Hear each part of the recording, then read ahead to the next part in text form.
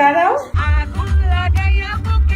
10 বছরের সংসার পূর্ণ করে নিজের স্বামীকে আবারও নতুন করে বিয়ে করলেন ফারহানা বিথি। প্রায় 25,000 টাকার মেহেদি আর স্বামীর দেওয়া 2 ভরি স্বর্ণের উপহার বিয়ের দীর্ঘ 10 বছর পর পুরনো আক্ষেপের বদলে স্বপ্ন পূরণের এই রাজকীয় আয়োজন নিয়ে এখন তোলপাড় সোশ্যাল মিডিয়া। কিন্তু হঠাৎ 10 বছর পর কেন আবারও করলেন বিয়ে? এর পেছনে লুকিয়ে আছে এক আবেগঘন গল্প। বিথি যখন প্রথমবার তার প্রেমিক রাতকে বিয়ে করেছিলেন তখন হাতে একটু মেহেদি লাগানোর সুযোগ হয়নি। পরনে ছিল সাধারণ এক পুরনো বিয়ের শাড়ি। তাই সম্পর্কের বার্ষিকীতে এসে নিজের সেই পুরনো স্বপ্ন পূরণ করতেই নতুন করে কনে সাজলেন তিনি। নেটিজেনরা রাতকে নিয়ে যতই ট্রোল বা আলোচনা সমালোচনা করুক না কেন, বিথির কাছে তার স্বামী সবচেয়ে সেরা। বিথির এক কথায় উঠা বসা এই রাত তাকে ভালোবাসায় ভরিয়ে রেখেছে সব সময়।